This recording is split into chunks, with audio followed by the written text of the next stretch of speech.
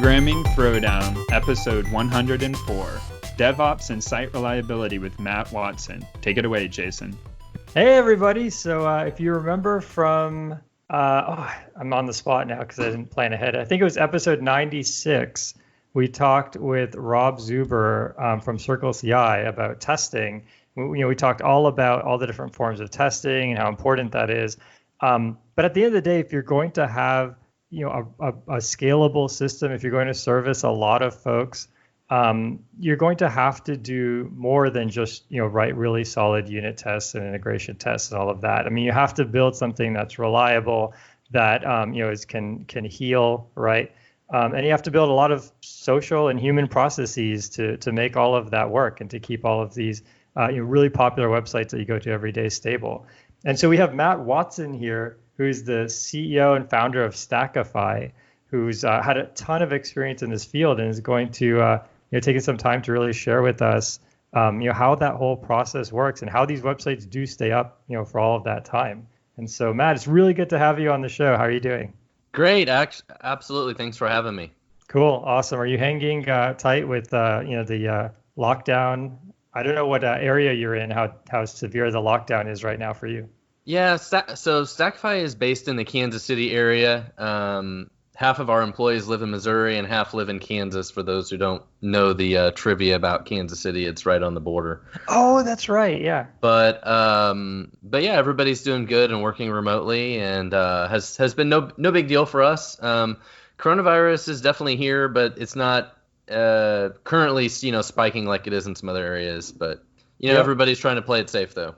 Yeah, that makes sense. Yeah, it's spiking pretty bad. Actually, both Patrick and I live in Texas and in California, but hopefully they kind of figure out ways to get it under control.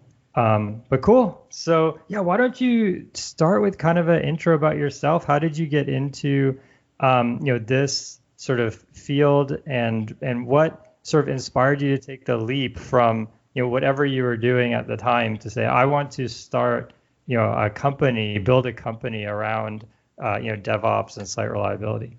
Yeah, so I am now 39 years old. Yesterday was my birthday, and happy birthday! So thank you. I actually started my first software company when I was 22 years old, and it was a company called Vin Solutions, and that company grew really fast. It was actually, it's weird to think about it now, but was really kind of on the forefront of SaaS, software as a service companies. Mm-hmm. And back then crap was hard. Like if we needed more servers, like we're racking servers and installing VMware and like dealing with all that kind of crap. And, none of that was fun and none of it was easy. And it was before the cloud, right? Before AWS and Azure and all these things. And wait, so did you have a warehouse or something? I mean, how did you, we just used a local data center. I mean, it was just a local Kansas City data center, but so that company really grew really fast, and in 2011 we sold it. But when we sold it, I had about 40 people that worked for me in IT. Most of that was software development, but we had every challenge in the world from, how to scale this thing, the performance and bugs and trying to build new features. And like, we had all the problems as a startup, right? Mm-hmm. And, my goal when I left there and started Stackify was to build a set of tools and a platform that would help developers better understand how their applications are performing, how to troubleshoot basic problems, view errors, view log files, just basic kind of day-to-day stuff, which is a lot of kind of DevOps, SRE kind of stuff these days. But the problem I had back then is it felt like myself and the 3 or 4 other developers that were the most important people in the whole company spent all day long looking at log files and trying to solve bugs in production, right? When we had like 40 other developers, but they just didn't have the knowledge, the tools, the security access, just didn't have all of those things to really help troubleshoot things. And we just didn't have the tools. So, I mean, that was originally the goal was, how do we build a set of tools to help developers troubleshoot basic problems, so that the lead developers don't spend all day doing it. Yeah, cool. So let's try to unpack, it's actually, there's a lot of complexity around just getting some diagnostics into your hand, right? So you have this data center. Now most people are using AWS, but let's say you've rented out a portion of this data center and you have some servers on it. How do you go from 100, 1,000, 10,000 machines serving some website to being able to look at something on your computer and say, oh, yep, this is bad. This log line is bad. How does that end-to-end process look like? Well, so I mean, all of these things have changed a lot over time, right? And it used to be, developers and system administrators would set up all these machines, and you'd have a load balancer, and you could log into the server, and of course you have all the security access, concerns with all of those things, right? But now you fast forward to today, and like servers aren't even a thing. We have containers, or we have serverless applications, and now you're deploying a container somewhere, and there's one to many of those instances of that container. And yeah, to your point of like, well, how do I get the log files off of a container? Right. Like it's like there's more and more levels of abstraction from a developer or anybody in IT to troubleshoot these things. There's multiple layers of automation and abstraction and all of this stuff, which makes it more and more difficult to troubleshoot some of these things because like we use Microsoft Azure at Stackify, and we were recently trying to troubleshoot something, and I had to figure out how to SSH into a container. That was interesting. Yeah, right. And by the way, I'm an old Microsoft developer basically who hates everything command line related. And so I'm not an old dog, but I feel like an old dog now being forced to learn this Kubernetes and all this stuff and Linux and I'm like, God, why is this so complicated? Can I just like RDP into the box and like troubleshoot some things? It'd be a little easier. But totally. The only way we get access to these things today is to get all the data off the servers, right? So like log data, we got to get the logging data off of the servers, the containers, the serverless app, whatever type of app it is, wherever it's deployed, you've got to get that data off of there and get it to, a centralized logging solution, which there are a lot of those. Stackify is one of them. We do centralized logging, but there's things like Splunk or, all sorts of solutions that you can throw all of your logging data into. Elasticsearch is another popular one. So how does that work? So if someone wants to use any of these, let's say Stackify, they've built some Docker container that has their website, business logic, and then how did they connect that to Stackify? They write as part of their code, like you have something in every programming language. So if someone's using, let's say C++ or Node.js or something, they have some line that says, log this to Stackify, or like how does that work? Yeah, most developers in their applications use some form of standard logging framework, right? So in .NET, that's Log4j, and it's Node.js, it's Winston, in .NET, it's nlog or Log4net, or so they use these standard logging frameworks, which help you decide if you want to log to disk or log to, syslog or Windows Event Viewer or rolling files on disk, all these different things, right? And so most of the way you do this is they support different targets or appenders that are sinks. They call them different things, but basically they're like extensions that allow you to just change your config file to say, you know what, I want to send this logging data to this third-party source now, which could be Stackify or Elasticsearch or whatever the thing is, right? So it's usually a small configuration change. But got it. That makes sense. That's only one type of logging, right? You've also got logging from like the web server. If you want to get like logs from Nginx or Apache or IIS, like that's a different kind of logs, like access logs. And then you've got server logs, which could be things from syslog or Windows events. And then now you get to like Kubernetes, and Kubernetes has its own logs. Like everything has logs. There's logging data for everything, right? Oh, I see. And so it's a combination of, if you're the one writing the app, then you configure it, in your app. But if there's something like the Windows syslog or the Linux syslog, in that case, there's like a Stackify, maybe daemon or something that trolls that and logs it for you or redirects it for you. Yeah, and as we talk about DevOps sort of stuff today, the challenge is, as a developer, you just want to write code and you can add your own logging and stuff like that, right? But then how you deploy your application and then, install it in dev and QA and some pre-production environment and production and the automation of all that and all the configuration and all the settings and all the diagnostics. And that's just like a whole different world that most developers don't want to deal with or don't know how to deal with, right? Yeah. And I think that's where, DevOps has kind of come in, and there's people who specialize on those things, and it's its own craft. Yeah, that totally makes sense. Like, so, it sounds overwhelming. There's, a lot of questions here. One is, how do you handle, there's just so much data, right? If anyone right now, if you're running, and I have to admit, I'm on the other side of the table. I've only ever done Linux development.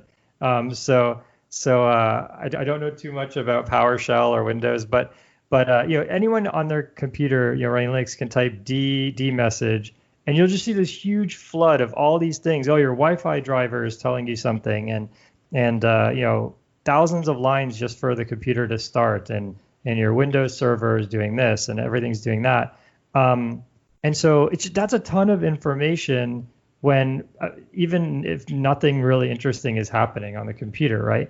And so you multiply that by all the computers that it takes to service whatever this website is or this web service is, and it's just overwhelming, right? How do developers even know if something's going wrong before it's too late, right? Well, the logging data you're mentioning is really only probably like 1/4 of the information that you need. There is so much other information that you need that doesn't even come from your logging. So for example, like what? Like metrics. So what is the CPU and memory of the server, or custom metrics for your software? Let's say, for example, at Stackify we receive log messages, right? So if we want to know how many log messages per minute are we receiving, that's a metric, right? So that makes sense. Software produces a lot of different kinds of metrics that can be specific to the application, which could be things like garbage collection or the number of threads being used, like all sorts of diagnostic things, like how many SQL connections do we have open, all that sort of stuff, right? But then you've got things like CPU and memory and system load and disk space and like all that kind of stuff, right? So you have all sorts of metric data that is at your disposal. But then most people these days use some sort of profiling technologies like application performance management, APM kind of tools, which is what Stackify does. So we profile their applications in production and can tell them, how many times a specific transaction happens, all the things that application talks to. So it's like, oh, your application uses this SQL database and it uses Redis and this queuing and this, third-party web service and, all the different things your application connects to, right? So is that hooked into the OS? How does that work? Like how do you know without the developer telling you if they're accessing a SQL server? Yeah, so APM products like Stackify, like application performance management, and there's other companies that do this, like New Relic and App Dynamics and other companies. If people are listening are familiar with those type of products and companies, the way all of them work is they basically inject themselves in at runtime. So while the application is running, they basically manipulate the code, kind of inject themselves into the application while it's running, and then are able to instrument those different things to know like when a SQL query is being called, how long it took that call to happen, when an external service is being, HTTP service is being called. So that's done through byte level code level injection into the app at runtime. So what kind of programming language do you use for your work? Yeah, so I typically use Python, and so the front end work that I have done has been mostly using Flask or Django or these things. So for scripting languages like Python and Node.js and Ruby, the APM part of it is actually done with what's called monkey patching. So basically, when you execute a query, our library like overrides the behavior of that method with what's called monkey patching, and then our method gets called instead, and then we call the original method. So we're able to add that our makes sense. instrumentation. So it's called monkey patching, which I didn't even know that word. That was a weird. Yeah, I've done this before for there was an application where the person used just straight Python prints, and I was kind of in a hurry trying to debug something, and so I just created my own print. Yeah. That called the original print, but then also did some other analysis. There you go. And that's how it works. Yeah, when they call the print, they didn't expect to call my print, but it's still, as long as you don't really change what returns from the print, it should work like normal. There you go. So that's how this APM kind of technology works on the scripting languages. And it works similar for .NET and Java and stuff, but it's, those languages are compiled into bytecode, right? So that sort of manipulation has to be done in the bytecode, the compiled code. Yeah, that sounds really hard. I put that in the hard category. It is really, really, really add a bunch of expletives, curse words, complicated. Very complicated. Yeah, I can't even imagine. I mean, I've seen some of these like disassemblers and things like that where you give it an executable and it'll turn it into C code. But that's about the extent of my experience in that area, and it looked really difficult, especially you have to do it without knowing what the app developer is going to do. Like you basically have to do it in a way where it works with every app and there's no corner cases. Exactly. And that's like rule number 1 at Stackify is we don't crash other people's applications. We don't add a bunch of performance overhead. And actually, so we support 6 programming languages at Stackify for what we do. And actually in .NET, a large part of the profiler is actually written in C code. Mm-hmm. And then so we had to know C to actually write a .NET profiler, which is kind of funny. And same thing actually, I'm sorry, it's C++ technically, I believe. Right. But then in PHP, it's also written in C as well. So, and then Java actually is written in Java. So it's actually a lot easier because of that. But I don't know if you've ever done any programming in C, but it's a nightmare.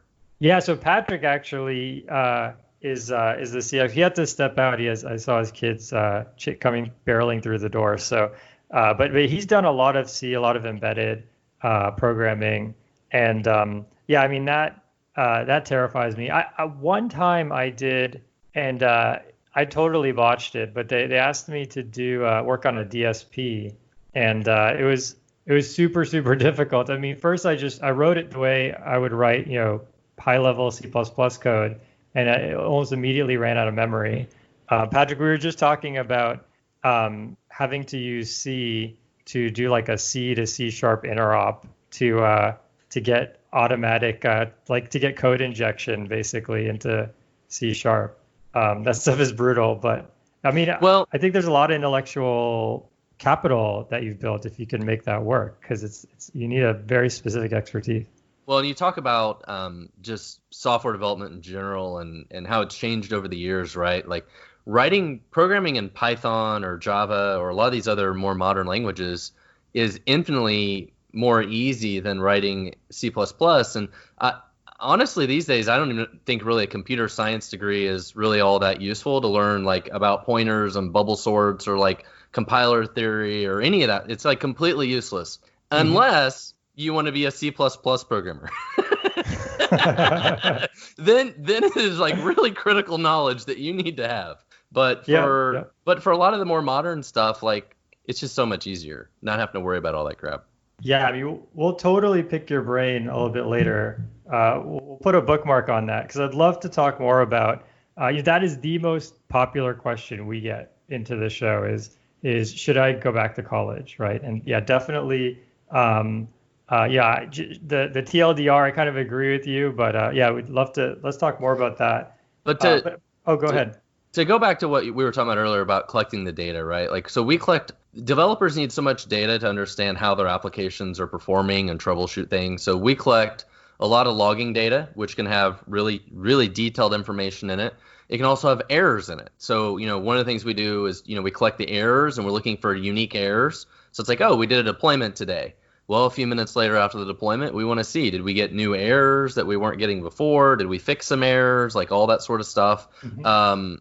And then we talked about collecting the APM data, so understanding performance, which transactions happen the most, what causes those transactions to be slow. It's this database query gets called way too many times, gets called in a loop. It's an N+1 problem, or it's just very slow, all that sort of stuff.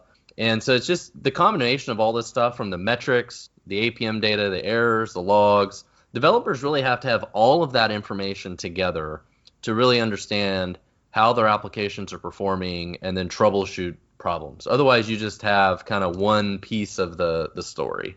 Yeah, that makes sense. I think another part of this is, to tie this to our last episode. In the past episode, we talked with Max Sklar about Bayesian models, about generative systems, and about some of these machine learning things. And you can imagine this as being sort of a generative model. So you could look at, the past, let's say, 30 days of your application and say, in all of these days, I saw this one error message about 20 times. So maybe 20 plus or minus 2, right? And then now you're on the next day and you see that same error message 400 times. And so, if you had some kind of generative model, it would have expected you to see that message 20 times. You saw it 400, and you could flag that and say, hey, this print with this message is going crazy today. You should take a look at that. And that might be a way for people to find the needle in the haystack, right? Absolutely. And, so machine learning, anomaly detection, all that stuff I think is very useful. The challenge we have, though, is that the big problem is that software changes, right? If you deployed some software and you literally never changed it, those patterns would be probably extremely useful, because you just expect the same kind of pattern of usage over and over. And that stuff is great. You're absolutely right. But the problem with everything to do with software development is agile development. The more stuff changes, the more it breaks, right? I don't know about you guys, but how many times you're like, hey, we're doing a deployment today, and you all stand around in a room, stare at each other for a while, and you're like, are we really going to do this? Are we going to ruin our night? Especially Are we going to ruin our weekend? Is everybody really sure about this crappy code we're about to deploy? Right? That's the nature of software development. And now we want to do deployments every week or every day. And you have crazy companies like Facebook that I think do deployments every 5 minutes, it seems like.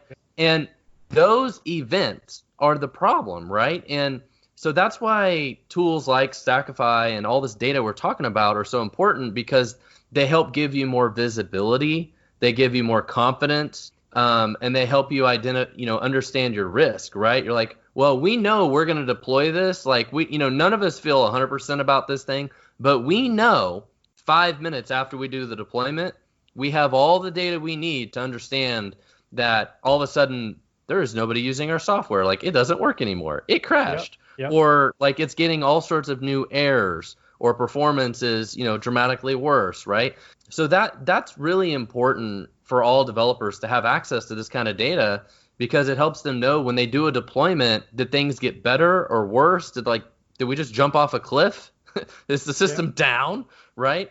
How do you deal with that? So let's say there's a deployment and things change. You don't really know whether the change is normal, the deployment caused, the system to just behave differently, or if the change is a problem. There's really no way to know, right? You just have to kind of tell developers about all the changes, right? Or is there, how can people be smart about that? Well, I think in general, it comes down to having good application monitoring. So you have some baselines, this application gets 35,000 requests a minute. Kind of to your point earlier, there's a very steady amount of traffic, on a monthly basis. It's very kind of predictable.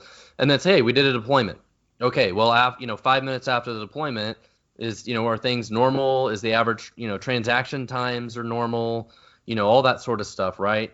And able to just see hey, things are behaving in a normal pattern, or all of a sudden things are just totally different. Something has totally gone off the rails. Oh, okay, things have gone totally off the rails. Well, hopefully, if you have the right data and the tools, products like Stackify and these things, right, you can go and it's oh, wow, this database query is performing terrible now. And I can clearly see, the software will tell you, wow, this query sucks. I don't know what happened, but when we did the deployment 5 minutes ago, all of a sudden, this database query is crazy slow. Got it. And then that helps give you something to pull on, right? Like, okay, well, let's figure out what changed. Let's go back and see what was in the release. And you're like, hey, Joe, did we change this thing, right? And you start going down, because almost every single time in software, if there's a problem, it's because something changed. Right. Like crap just doesn't randomly break. Like that doesn't really happen. Maybe a server goes down, or AWS. Or there's like a Super Bowl ad.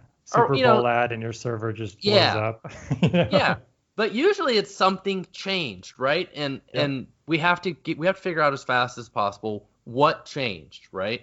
And that's going back to kind of where we started the conversation, is agile development and these rapid deployments cause a lot of change events, and that's where all the risk comes from. And I'm a huge fan of doing deployments actually more often, because then you're shipping fewer changes at a time, right? You're like, that's right. We did a deployment, but we only made 5 changes. So it's like, it was one of the 5 things. Yep. Where if you do a deployment, if you can slow roll it, even better, right? So at any given time, you have 10, 20 different deployments at the same time, and you can compare and contrast all of them. Yeah. Where if you do a deployment and you change 50 things and something doesn't work, you're like, oh crap, where do we start? Yeah. There's no place. So, and I have to confess, I've never, I haven't done a lot of DevOps. I find those people like SREs to be like just total magicians, and I think it's amazing. But this already has kind of taught me a lot. Can you kind of walk me through the user experience here? So let's say they've set up Stackify, they're logging a ton of stuff. How did they, like, what's the reporting look like? Is it a bunch of graphs? Is it some SQL database where they can write queries? I mean, like, how do people actually triage this? What are they seeing when they do that? Yeah, products like Stackify are a lot of dashboards and reporting. So, a lot of analytical just dashboards and stuff. So you can go in and pick a specific application and then immediately see, okay, how does this thing perform over time? How much traffic does it get over time? On charts and graphs and stuff, and be able to quickly see, these are my top performing, worst performing things that get used the most, all that kind of stuff. So, a lot of things kind of very quickly bubble up to the top. And usually people use products like this in 2 modes. They're either being very reactive. They're like, okay, we did a deployment and the whole building is on fire. Everybody's running around. Everybody's stressed out. We're all not sure if we should just get our resumes up to date and just go find a new job. Or do we fix this thing, right? And so you're very reactive and you're trying to find the problem, right? That is one use case for all this kind of stuff. The other side of it is being proactive. It's more the Boy Scout mode. It's like, okay, how do we improve our software? And this is kind of the role of SRE today, of like, okay, we get 30,000 requests per minute. How do we make this thing faster? How do we, make it less fragile? How do we make it so it costs less for us to host? How do we improve our user experience? Like all those sort of things, right? And proactively just trying to figure out these sort of things. And amazingly, when people don't use APM type of products, they don't know what they don't know. It's like Schrodinger's cat. Like, is the cat alive or dead? Is the bug in our software alive or dead? Does it exist or not? We don't know. And maybe we don't want to know. But then you install, products like this, and all of a sudden you start collecting all the errors in the software, and you're like, holy crap, there's like 300 errors in our software being thrown. 300 different errors, not the same one 300 times, but 300 different errors being logged in our software every hour. You're like, oh my God, we got some crappy code that's doing some dumb things, null reference exceptions everywhere, just like, oh my God. And it's like Schrodinger's cat kind of thing. Like, you don't know what you don't know until you know, and then you sort of don't want to know. Yeah, you find out. Yeah, I think it's so true.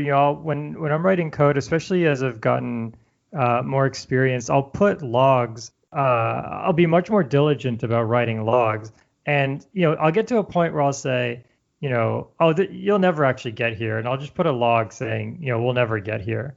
And then, a year later, you go and look at the code, or people send you the traces, and it's always like should never get here. I don't remember why this should be 3 and then :2, right? I mean, it's just like, and it's just terrifying. And so, yeah, to your point, it's kind of, you build up, and then people leave the team too, right? And so that intellectual capital is gone, right? And so definitely, bite that bullet as soon as possible. Otherwise, it just gets so hard to go back and recover. Well, and I have a particular saying that I'm very fond of that I think every developer should have tattooed right on their forehead. And it is, if it can be null, it will be null. Yeah, that's so true. Okay? And it goes back to the point of you just mentioned, like, this thing shouldn't happen, but it could. Yep. And then what do we do if it does happen, right? And it's the same thing with things being null. Like, everybody thinks code is perfectly magical and there's like puppies and clouds and rainbows. But 1 in 1,000 times there's not. And what's great about software is if it works 99.99% of the time, it works perfectly, right? That means like 1 in 10,000 times it fails miserably. And that's perfectly acceptable. We live in this world where like 1 in 10,000 airplanes could fall out of a sky and it's okay. That's software development for you, right? Yeah. And that's the reality of software too, is there are problems all the time that you do not anticipate. You cannot anticipate, but you have to try. You always have to be defensive in your programming. To your point earlier, like, we add this logging in here just in case this weird scenario happens, or something is null that we didn't expect to be null, but you have to account for it, because if it can be, it will happen. It happens every time. Yeah, to give a first-hand example, I mean, we rolled out, I rolled out the Eternal Terminal, which is this SSH alternative. And one thing I didn't expect was people running out of memory, because I'm looking at my desktop here, has 64 gigs of RAM. My laptop has probably the same. And I didn't really think about, Eternal Terminal uses maybe 50 megs, right? But someone out there was running it on a VM that they got for free, and just all things started breaking all over the place. And it's because every time you ask for memory, you could end up not getting it. Yeah. It's just that stuff ends up being really difficult to do after the fact. And you're adding to that topic, we never think about performance these days because computers are fast and we have fast internet, right? But what happens when you're working on an airplane that's flying over the Pacific Ocean that has the worst Wi-Fi connection in the entire world, and you're trying to use a website, right? Yeah. You're trying to surf the web or do something, and it's like the slowest thing in the world. But as developers, we don't think about those scenarios. Yep. It's all those sort of scenarios that we never think about that then cause all sorts of errors and bad user experience. But yeah, and that's where I think tools like Stackify are really important, because they give you a window into the entire user base. And Absolutely. There is that needle in the haystack, which we talked about earlier, and that seems pretty overwhelming. But with the right tools and the right logging, you can actually find that person who maybe right now is flying over the Pacific using your app. Well, you mentioned your logging. Logging is really important, but it's even more important to do the right type of logging and using logging levels. So it's like, that weird scenario you mentioned, that needs to be logged at like a warning or error or fatal level, right? Not a debug level, and that's where when people's apps get deployed to production, a lot of times debug logs and stuff aren't turned on because they can be like a crazy volume of information. But you need to look for things that are warnings or error or fatal and those types of severity. And then it makes it easy to log into a tool like Stackify and say, okay, let's look at all the logs that are warning or fatal or whatever, and go find those problems. Yeah, that totally makes sense. What about how do you handle machines that are misbehaving? So in this case, if you look at the overall data, it might be fine.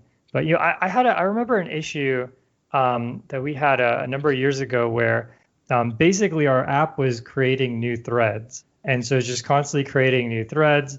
And at some point, the machine would die, and AWS or whatever the cloud we were using would just kill that machine based on some logic they had, and then it would spin another one up. And so it's one of these things that it took us a long time to even know something was wrong, because you can't really tell. But if you were to look at a single machine, you could see that things were getting kind of bad, right? And so How do you handle that where you have this sort of heterogeneous environment where some machines are healthy, some aren't?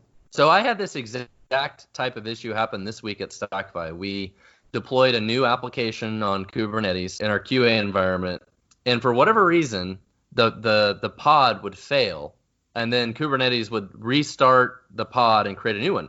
Except the problem is it did it 7,000 times over like 3 days, and then Kubernetes ran out of memory. No, okay.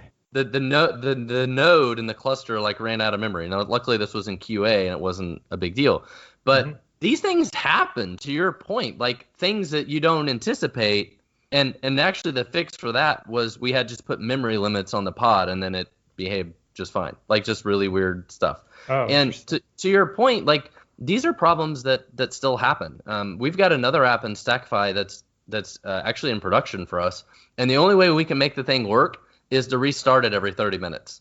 Oh no, that's so brutal.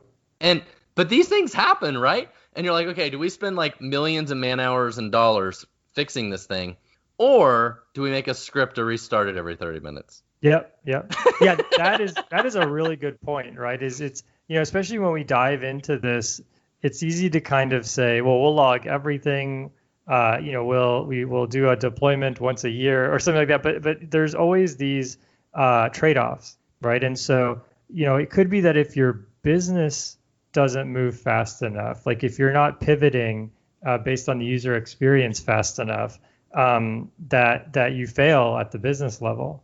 And so you're kind of running up against that. You have to kind of balance. And this is one of the things that I think a good tech lead will do well, is balance sort of moving fast or maybe being sort of more interactive with the other cross-functional teams. Balance that against accumulating all this technical debt.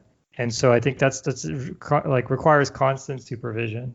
Well, and we could record a whole podcast episode just on this topic, but the problem is software developers always chase shiny objects, right? They're like, hey, we want to rewrite everything in Kubernetes because why not?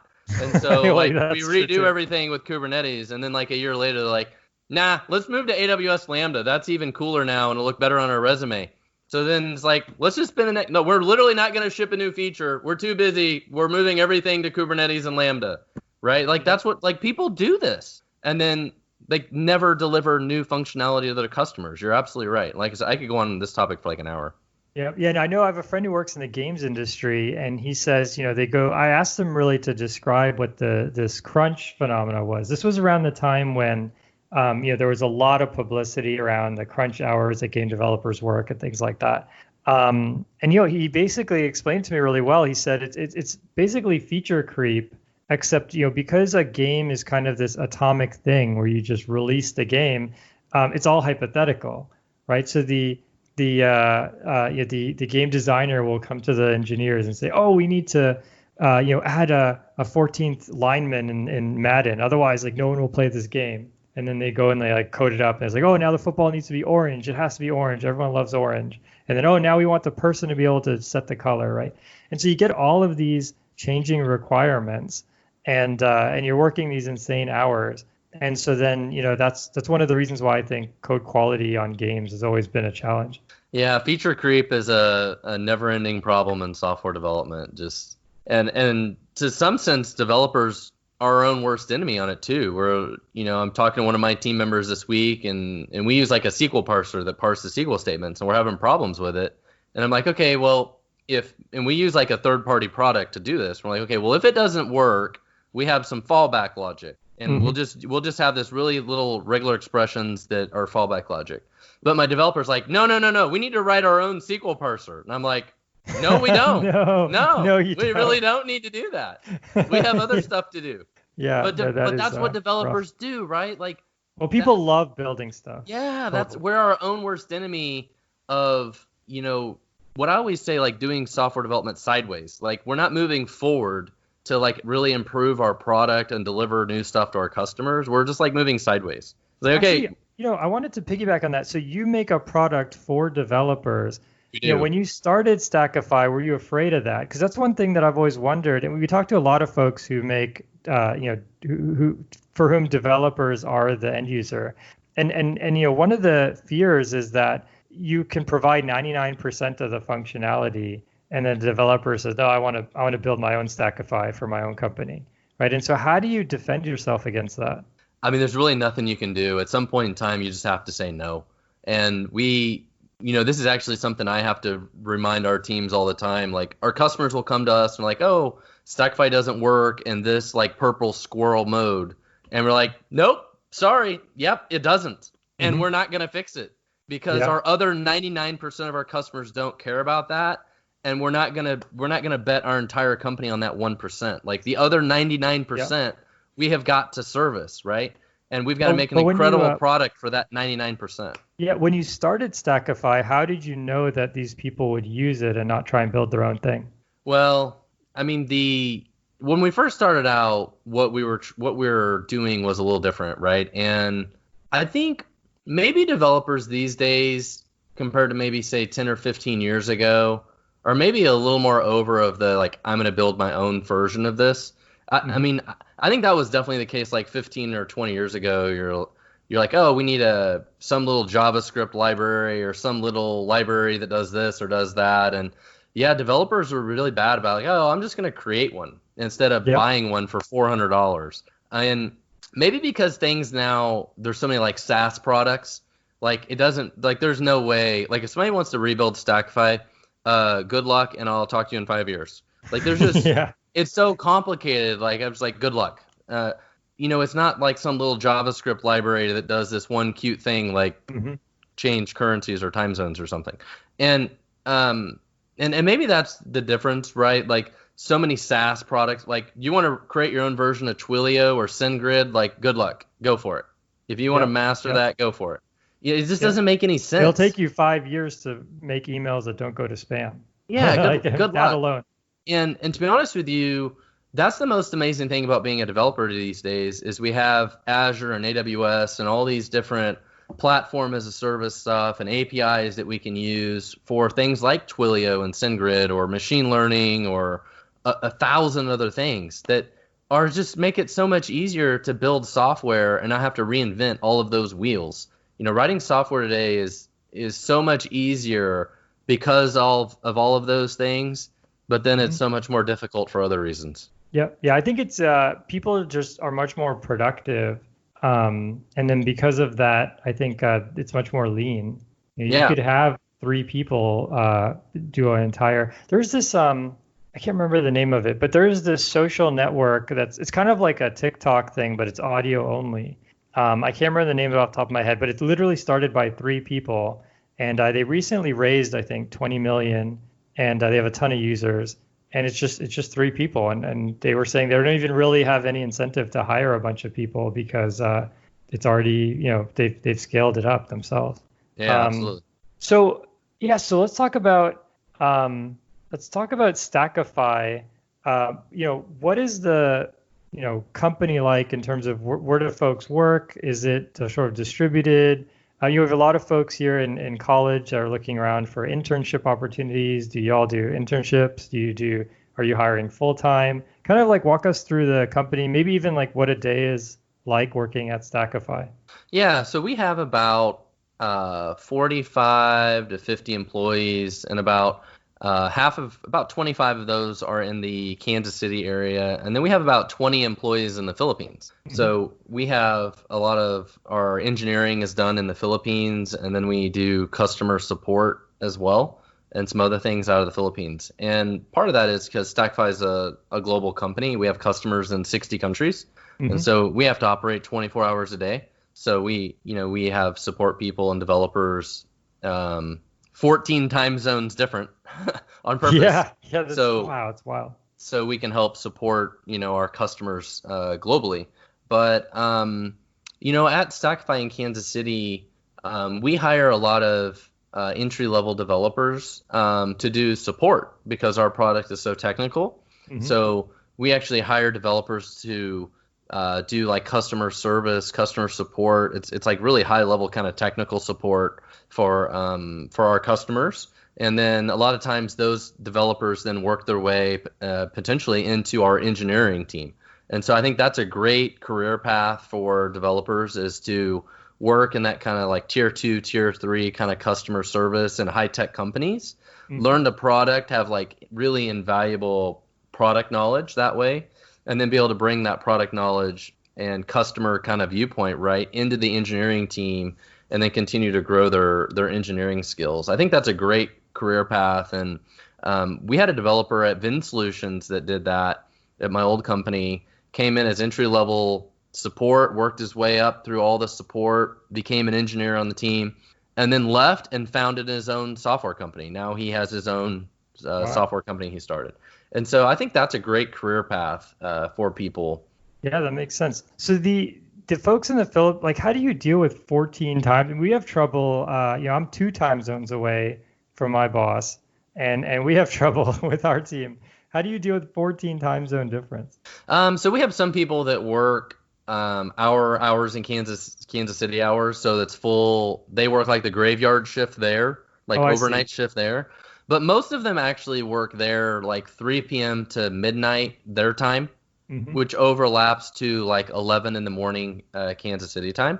So we have meetings and stuff like that with them in the mornings. And then we have. How do you keep the cadence up, right? So let's say you meet once a day. I've seen issues where, and these are people who are only 100 yards apart, right? But they'll send an email, the person will respond the next day, they'll respond the next, and it's just nothing's getting done. And you finally have to say, okay, we need to just sit together. And I found that to be a recurring problem.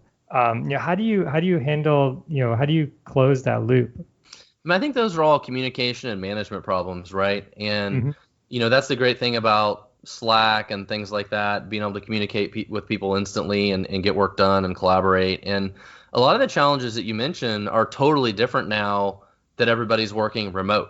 And working remote, I don't know about you guys if you've ever worked remote or been on a team that was partially remote, but I think the worst case scenario is you've got 5 or 6 people on a team that work together, and then you have one person who works remote.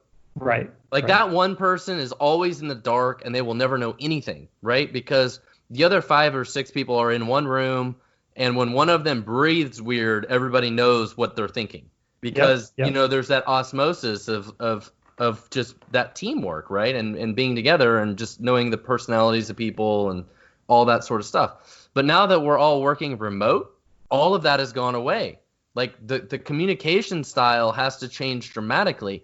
And now that one person in my example before that was the odd person out that was always in the dark, now all of a sudden it's a level playing field. Like everybody has to communicate in a different way. And the big thing that people have to strive for is just the sense of urgency. It's like, I need so-and-so's help to figure this out. I could email them and just pray that they respond eventually, or I could call their butt right now and get a damn answer and figure this out. And what I always used to say when we're all in the office is I'm like, go sit on their desk until you figure it out. Like, go figure it out now. And I feel like that sense of urgency is the key. Yeah, I feel like what I've noticed, and I've noticed this in myself too, is sometimes you could end up like subconsciously procrastinating, where it's not like it's a big deal. It's not even really procrastinating. It's subconsciously not unblocking yourself. So you hit this roadblock, and you don't even really know it's a roadblock. Like maybe it's some technical problem that you don't know how to solve, or maybe it's a person that you need to talk to, but you don't quite know who to talk to. And so you just end up paralyzed. And if you ask somebody like, hey, what's the status on this? They'll say, oh, I'm working on it. And then at some point you kind of realize, oh no, this is actually blocked. And there's some like state of like unconscious misunderstanding, right? And I think actually, to your point, being online might actually make that easier, because when you're in person, you might see the person kind of stressed and say, "Oh, this person must be working really hard," right? Or really I can tell I need some help. Running into a wall. Yeah. I think there's always a delicate balance to this, right? Because you don't want to be bothering people all day long and asking them dumb questions that you can answer on Stack Overflow. But at the same time, you don't want to sit there and be marinating on problems and not getting anything accomplished because you're not asking for help. There's definitely a very delicate balance there, and it's always a struggle. And Yeah. I always tell my developers on my team that it's like, if you need help, ask. I'd rather you ask for help and be overly annoying about it than be sitting there wasting a bunch of time.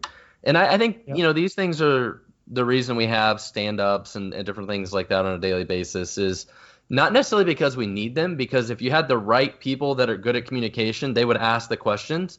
But it's almost like we have stand-up every day because some people aren't very good at communication, and it's that chance to say, hey, do you need help? Because otherwise they won't ask for help. And otherwise, right. If you have all the right people on your team, stand-ups maybe are completely useless.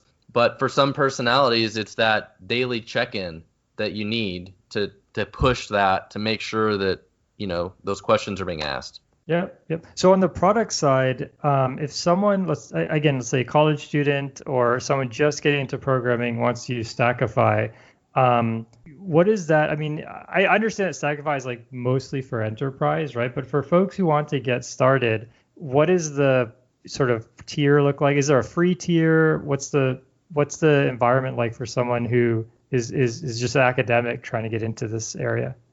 Great question, and I've got a perfect answer for you. So actually, Retrace, our flagship product, our APM product, Retrace, starts at $99 a month. So it's very affordable. It's not like a really expensive enterprise product. We have another tool called Prefix, which is free.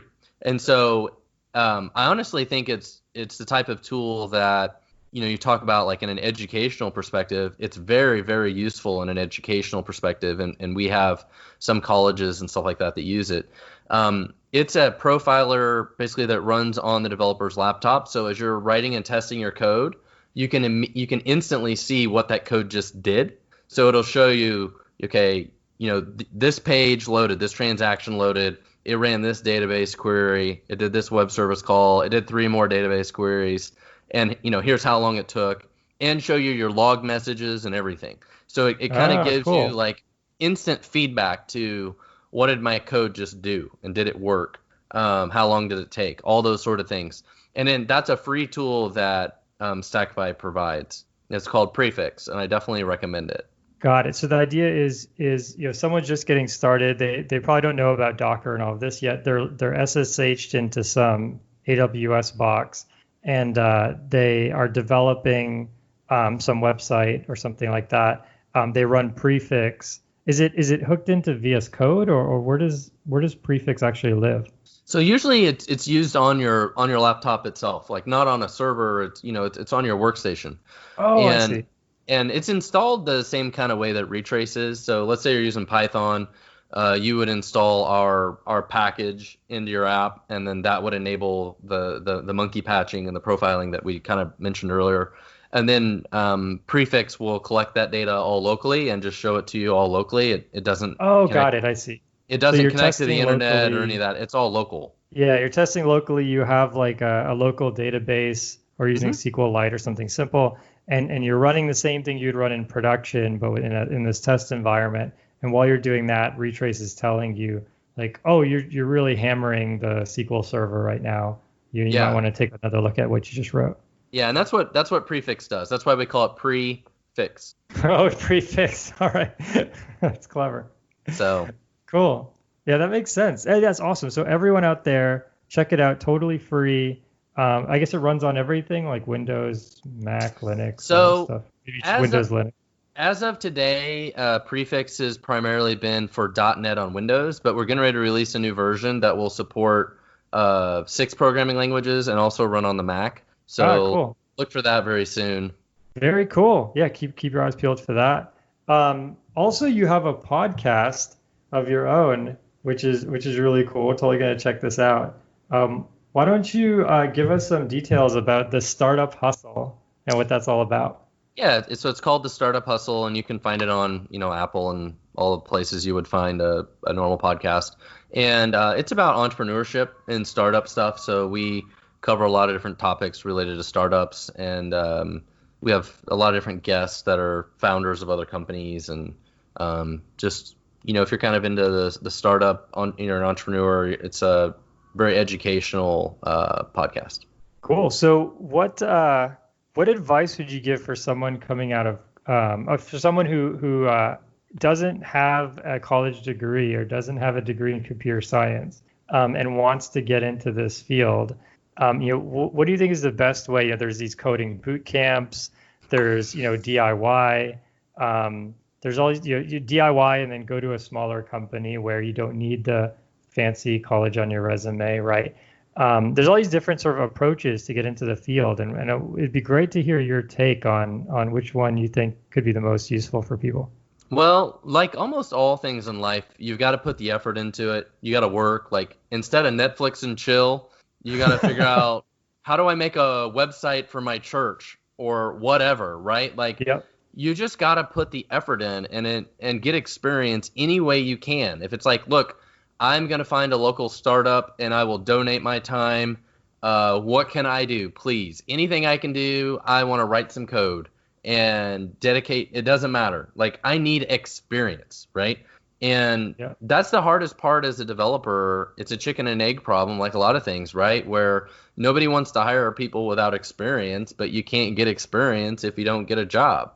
And the great thing about software development is you just need some experience, and that could be, helping some local startup or, somebody else in the community or some business, an open source project, whatever it is. You just got to get experience and you got to put in the effort. And a lot of times I've had developers that work for me or employees that work for me that want to do software development.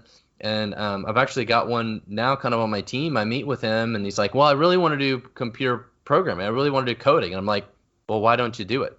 You're not putting in any effort. You're not coming to me and asking me like, hey, do you have a project I can do or whatever? Like, you got to put in the effort. And that's the number one problem with everything. You got to put in the effort. Yeah. So what do you think people should do to prepare, if anything? Right. So I think, a lot, there's so many of these, like there's Udacity and Coursera, and then there's real life, like brick and mortar, coding boot camps where they kind of give you a diploma at the end or get you some interviews. And the sentiment on this has been pretty mixed, right? I mean, there's some people who swear by them. There's some people who say, oh, I don't even look at that on someone's resume, and they disregard it totally. I think that, you can easily learn everything on your own. And so, what do you think is the value of these kind of coding boot camps? And, would you advise people to try them out? So I think all of these things are applicable avenues, right? So, there is a boot camp sort of place here in Kansas City that I think is like 12 weeks long. And but it costs like some insane amount of money to go to. Like it's like $20,000 or something like wow. It's some astronomically stupid amount of money. But you know what? Like 90% of the people that go through it get a job. Oh. So somehow or another, they do a really good job at placing these people. And now they don't all necessarily get engineering jobs. They may get jobs doing QA or technical support or other things, but they're entry-level positions. That's the key, is getting your foot in the door somewhere and getting experience. And so, I think the cost of those things are insane.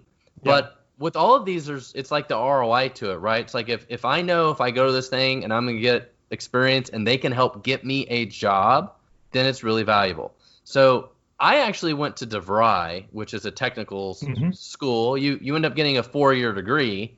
Mm-hmm. And, they do a good job as well with career placement and stuff like that. So, but I think all of these avenues are possible. I think some of the best are working at a place and you've got like product knowledge, industry knowledge of a certain thing. You're like, I want to teach myself programming. And then like, okay, how do I apply that where I work, and then how do I like ease myself? How do I somehow transition myself from being, I work in a medical lab and I'm an expert on all things about medical lab. How do I work myself into the engineering department somehow, right?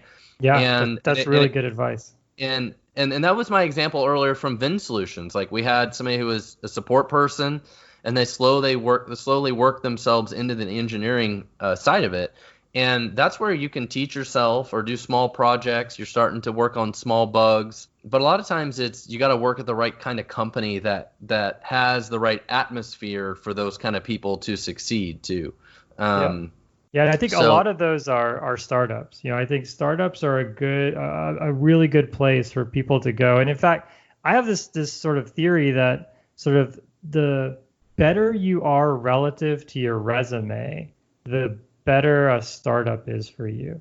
So, if you have a phenomenal resume, but you're not actually that good at coding, then going to a big company is probably going to work in your favor. You can kind of blend in, the resume will carry you through. If you're lopsided in the other direction, you have a ton of talent, but you got a degree in economics or something, and so the degree doesn't show the computer science skill that you have. That's where startups can be a really good opportunity. I also really like what you said about starting in an adjacent role. A lot of people ask me how to get into AI, and I tell them something very similar, which is just start as a software engineer at a company that does AI in some way, shape, or form.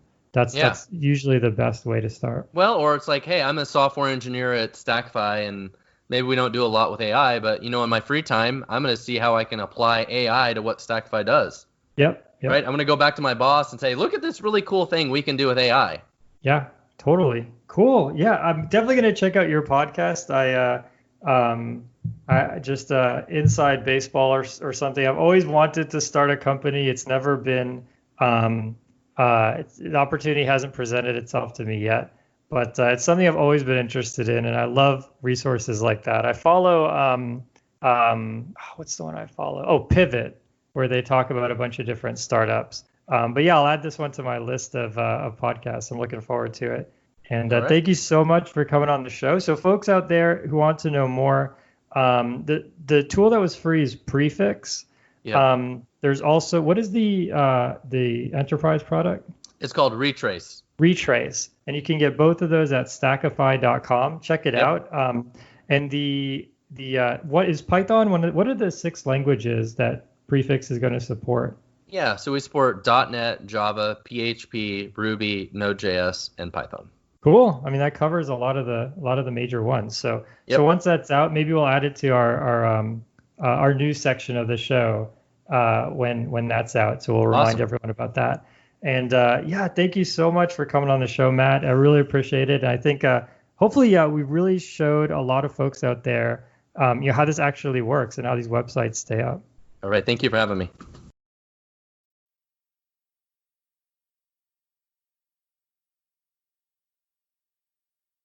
The intro music is Axo by Binar Pilot. Programming Throwdown is distributed under a Creative Commons Attribution Share-alike 2.0 license. You're free to share, copy, distribute, transmit the work, to remix, adapt the work, but you must provide attribution to Patrick and I, and share alike in kind.